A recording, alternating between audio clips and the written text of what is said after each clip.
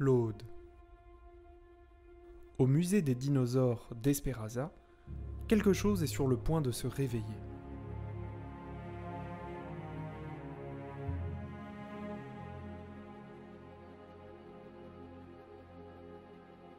Voici Eva, une ampélosaurus, trésor du paléontologue Jean Leleuf.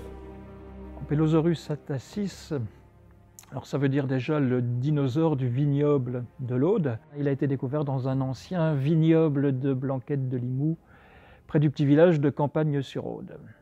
Le site de Bellevue, où a été découvert Ampélosaurus, date d'il y a moins 71,5 millions d'années, c'est-à-dire la toute fin du règne des dinosaures au Crétacé supérieur. Au Crétacé, le site ne ressemblait pas du tout à sa situation actuelle qui est au début des Pyrénées, puisque les Pyrénées n'existaient pas. Donc en fait, il y a 70-72 millions d'années, on était dans une plaine avec des fleuves qui serpentaient dans cette plaine, et le site de Bellevue, c'était au bord d'une de ces rivières. Même si Eva est le spécimen le plus connu, les premiers ossements d'Ampélosaurus ont été découverts 12 ans avant elle, lors des premières fouilles sur le site. C'est en 1995, après la découverte de centaines d'ossements désarticulés, que l'animal obtient un nom scientifique, Ampélosaurus atacis. Quelques années plus tard, lors d'un de nos chantiers de fouilles, on a commencé à trouver des ossements articulés, donc appartenant à un squelette assez complet, largement complet. Les premiers os ont été découverts en 2001, au début du mois d'août, par une des fouilleuses de l'équipe, Eva Morvan, qui était étudiante à Rennes. Et du coup, on a récupéré cette irritante manie de nos collègues américains de donner un petit surnom au squelette, et c'est comme ça qu'il s'est retrouvé baptisé Eva.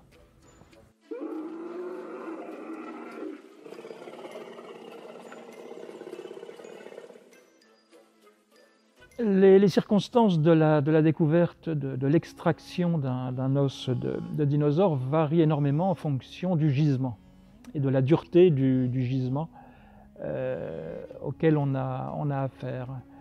À Bellevue, on a une roche qui est dure, donc les travaux de fouilles se font avec des marteaux et des burins. Donc le but est de casser la roche jusqu'à ce qu'apparaisse la surface d'un os. Ensuite, on va dégager petit à petit toute la surface supérieure de l'os et faire une tranchée tout autour. Ensuite, on va recouvrir tout ça, l'os et la roche qui l'entoure encore, de plâtre. Et c'est l'os dans sa coque de plâtre qu'on va détacher du site et transporter jusqu'au laboratoire, où il va ensuite pouvoir être complètement dégagé. Et c'est là que débutent les étapes les plus délicates.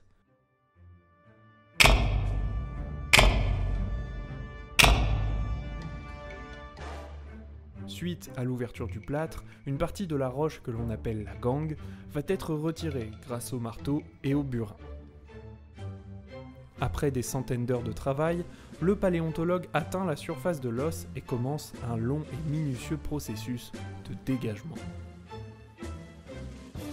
Cette fois, ses outils principaux sont le mini marteau-piqueur, le pinceau et surtout beaucoup de colle.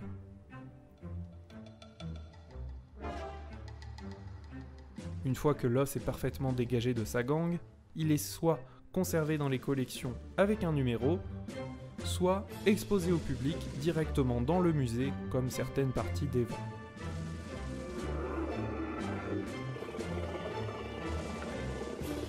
Cette dernière fait partie de l'infraordre des sauropodes, le groupe des plus grands animaux ayant jamais foulé le sol de notre planète.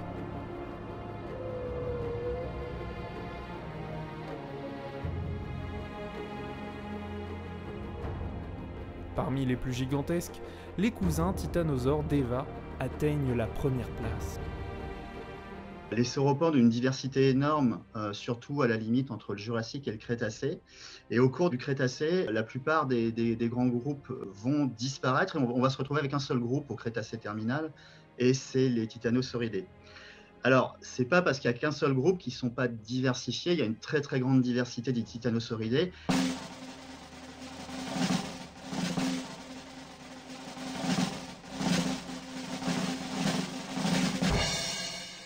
Il y en a qui vont avoir des tailles gigantesques, donc les plus grands titanosaures, on les trouve tous en Amérique du Sud. Hein. Donc on a Patagotitan et Argentinosaurus qui sont censés être les plus grands dinosaures qui n'ont jamais existé. On est sur des animaux qui sont entre 35-40 mètres de long.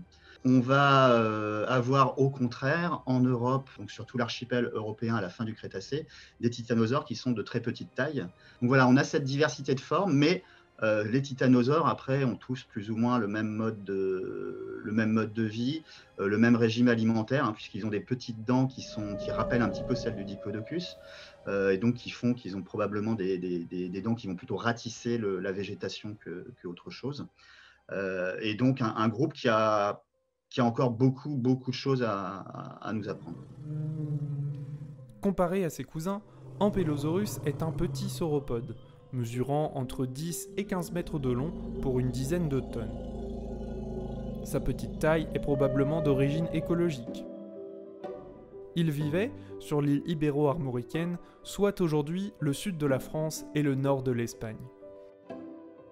La taille réduite du territoire n'aurait pas permis à des animaux gigantesques d'y survivre. Pour confirmer cette hypothèse, les paléontologues se sont intéressés aux os longs de l'animal. Résultat de l'étude, son tissu osseux particulier atteste d'une forme de nanisme insulaire, comparable à celui d'une chèvre disparue des Baléares. En résumé, Ampellosaurus était vraiment un très gros nain. Beaucoup d'animaux de grande taille sur des continents de grande taille sont parfois amenés à migrer de manière opportuniste pour aller coloniser des îles, soit dans un moment de bas niveau marin, soit via un radeau naturel.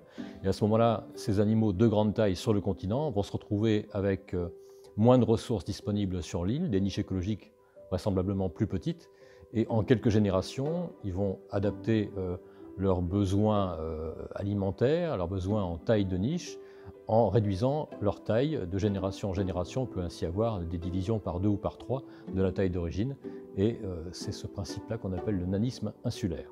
Pour avoir des exemples spectaculaires, il faut prendre des animaux de très grande taille. On a par exemple chez les proboscidiens le cas soit des éléphants, soit des mammouths, avec des éléphants partis des masses continentales européennes ou africaines qui ont colonisé certaines îles de Méditerranée, comme la Sicile, et qui sont devenus très petits, puisque ces éléphants nains de Sicile ne faisaient pas beaucoup plus d'1 mètre ou 1,20 m de hauteur, et on a un peu l'équivalent au Quaternaire, avec les derniers mammouths qui vont se réfugier sur des îles tout à fait au nord de l'Europe, et qui vont être eux aussi très petits. D'autres éléments restent encore mystérieux, comme les plaques osseuses de l'animal. Pour les paléontologues, ces ostéodermes pouvaient servir de réserve de minéraux comme le calcium. Chez nous, Homo sapiens, nous absorbons une grande quantité de calcium nécessaire à notre métabolisme lorsque nous mangeons des produits laitiers comme le fromage, certaines épices ou encore des sardines. Pour Eva et ses congénères, les réserves de minéraux dans les ostéodermes devaient probablement intervenir chez les femelles lors de la ponte, pour fabriquer les coquilles de leurs œufs. Mais ce n'est qu'une hypothèse parmi d'autres. Leur rôle reste encore un mystère. Vraiment, c'est le point d'interrogation. On ne sait pas à quoi ça servait. Une des choses improbables, c'est qu'on a pensé au début, qui est improbable aujourd'hui, c'est que ça servait d'armure, comme chez les ankylosaures. Pourquoi ? Parce qu'il y en a probablement très peu sur chaque individu. Alors bon, je dis ça aujourd'hui, ça peut être totalement démenti, c'est le charme de la paléontologie, par une découverte demain, où on trouverait un titanosaure recouvert de plaques osseuses. Mais vu le nombre de plaques qu'on retrouve sur les différents sites, c'est assez improbable. Donc pour l'instant, c'est une caractéristique d'Ampellosaurus et d'assez nombreux autres titanosaures maintenant qui ont été découverts depuis. Ils possédaient des plaques osseuses, on ne sait pas combien, on ne sait pas où elles étaient et on ne sait pas à quoi elles servaient. À quelques kilomètres seulement du site de Bellevue se trouve Rennes-le-Château. Une légende raconte que la Bessonnière y aurait découvert un trésor. Mais pour les paléontologues, ce trésor existe bel et bien. Au sommet de la colline sont enterrés des centaines de fragments de coquilles d'œufs. Alors les œufs de dinosaures, c'est un peu une spécialité française, hein. Les premiers œufs de dinosaures ont été découverts en France.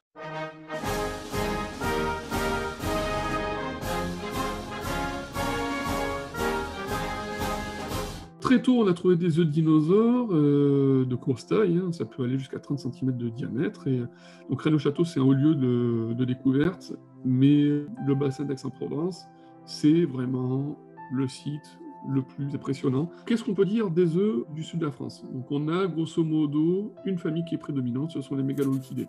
Donc l'eau-famille des mégaloïtidés est présente dans tout le sud de la France, c'est la plus importante, et on a environ une dizaine d'espèces. En Argentine, dans les années 90, on trouve des embryons de titanosaures dans des mégaloïtidés. Donc la même famille que celle qu'on trouve en Provence. Et donc là, tout le monde part du principe que les mégaloïtidés sont des œufs de titanosaures. Mais peut-être que ces œufs n'appartenaient pas seulement à des titanosaures. De nouvelles trouvailles laissent supposer qu'ils pouvaient également provenir d'hadrosaures, un groupe de dinosaures à bec de canard. Malgré ces petits trésors enfouis autour de Rennes-le-Château, le site de Bellevue reste le plus fourni en fossiles du Crétacé de la Haute-Vallée de l'Aude. Tant d'ossements y ont été découverts qu'il est aujourd'hui qualifié de bone bed. Les bone beds en paléontologie, ce sont des types de gisements bien connus et très appréciés des paléontologues, puisque comme son nom l'indique, donc bone bed, ça signifie niveau à os, et ça correspond donc à une couche géologique plus ou moins épaisse qui contient énormément d'ossements. Alors ça peut être des ossements d'une seule espèce, par exemple un troupeau monospécifique d'une espèce donnée, ou alors un mélange de plusieurs espèces de tailles différentes qui se retrouvent mélangées dans une couche sédimentaire. Et à Bellevue, justement, voilà, on a typiquement un bone bed composé de plusieurs espèces de dinosaures. On a également d'autres espèces, d'autres groupes d'animaux comme des tortues, des crocodiles ou des poissons. Alors cette accumulation, elle peut se créer suite, par exemple, à une mortalité en masse. Si on a une crue avec, par exemple, une rivière qui va entraîner un troupeau et qui va entraîner une forte mortalité, on va avoir à un endroit donné, sur plusieurs mètres carrés, une quantité non négligeable d'individus et par la suite de squelettes qui vont déposer à cet endroit et former plusieurs millions d'années plus tard cette couche à os, qu'on appelle un bone bed. Toujours parmi les dinosaures, le plus spectaculaire, puisqu'il a reçu un nom lui aussi sur ce site comme Ankylosaurus, c'est Gargantua-vis. Gargantua-vis, l'oiseau Gargantua, c'est un oiseau, un gros oiseau, peut-être un peu plus petit qu'une autruche, qui vivait en même temps que les dinosaures, probablement, enfin, certainement même un oiseau incapable de voler comme les autruches actuelles. On trouve ces bone beds dans plusieurs régions du monde, notamment en France, dans l'Aude, mais aussi en Charente avec le célèbre site d'Anjac, du début du Crétacé. D'autres bone beds bien connus se trouvent en Amérique du Nord, en Asie ou en Afrique. Très prisés dans le monde de la paléontologie, ces sites extraordinaires ont permis de reconstituer des dinosaures bien connus du grand public, comme le Diplodocus ou le Tyrannosaure. Mais à Bellevue, un petit élément étrange vient compléter le bestiaire de l'ancien vignoble, un sélacanthe souvent surnommé le fossile vivant. Pour rebondir sur cette notion de fossile vivant, c'est une notion à prendre avec des pincettes, puisque scientifiquement, ça n'a aucun sens, puisque les espèces dont on parle du Crétacé, on retrouve des représentants actuels du même groupe, mais ce ne sont pas ces espèces-là qui ont disparu il y a plus de 65 millions d'années que l'on retrouve actuellement. Donc voilà, il ne faut pas s'y méprendre, ce sont bien des espèces fossiles qui ont disparu et on a des représentants actuels qui ont très peu changé morphologiquement que l'on retrouve dans la nature actuelle. Donc voilà, le terme de fossile vivant, il est également intéressant puisque à la base, il a été créé pour parler de groupes que l'on connaissait tout d'abord uniquement à l'état fossile et que l'on a retrouvé par la suite dans la nature actuelle à l'état vivant, comme par exemple le sélacanthe que l'on a connu dans le monde de la paléontologie exclusivement pendant des décennies au XIXe siècle et au début du XXe siècle. Et ensuite, au cours du XXe siècle, on en a pêché un par surprise dans l'océan Indien. Voilà, ce qui fait qu'on avait l'impression de découvrir un fossile à l'état vivant, d'où le terme fossile vivant. certains biologistes ou certains paléontologues hurlent quand ils entendent ce terme, parce que c'est un oxymore en quelque sorte, c'est-à-dire qu'un fossile, c'est un animal déjà qui est mort par définition, donc il ne peut pas être vivant. Et puis aussi parce qu'il transporte une idée qui est fausse et qui serait que des espèces n'évoluent pas.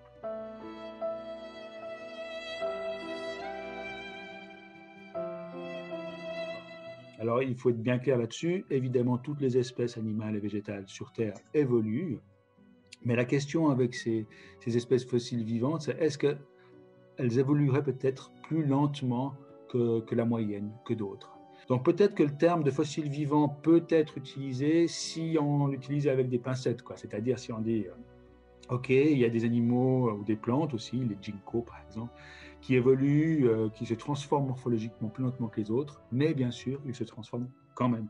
Alors, quand est-ce qu'on a découvert ce premier sélacanthe à Bellevue? Et à vrai dire, on l'avait découvert il y a assez longtemps, je pense, dans les années 90, et il est resté pendant très longtemps dans les collections, sans avoir été reconnu, ce qui arrive assez souvent, en fait, sur les gisements paléontologiques. On trouve des fossiles et puis on n'est pas capable tout de suite de les reconnaître.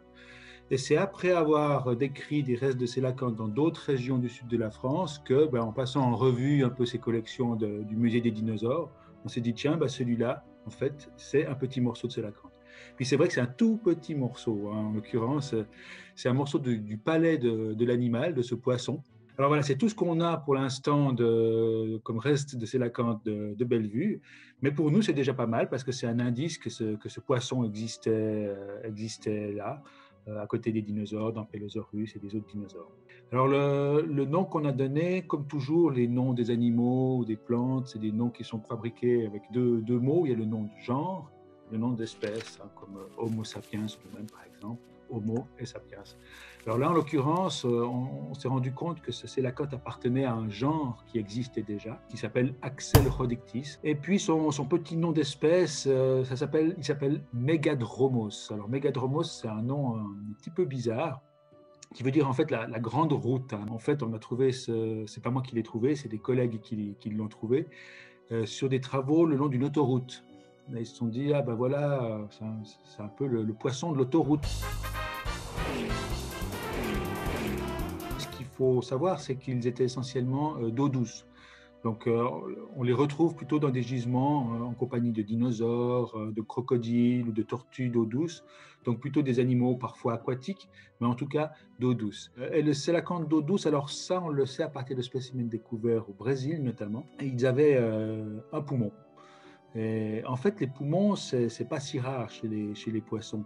Alors en général, les poumons, ça se fossilise pas parce que c'est quelque chose de mou qui disparaît, mais là, c'est des poumons calcifiés.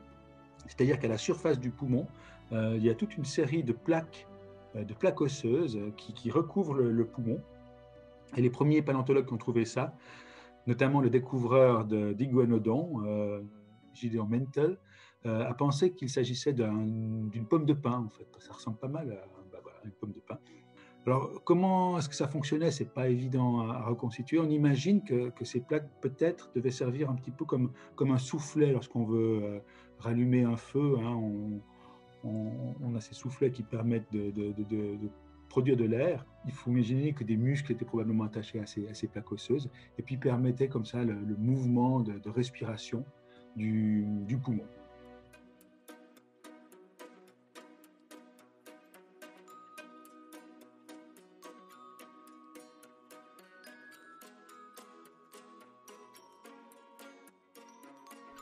Ankylosaurus n'était pas le seul dinosaure découvert à Bellevue. Un autre herbivore était même l'un des plus répandus en Europe à la fin du Crétacé. Mais cela, vous vous en doutez, c'est une toute autre histoire.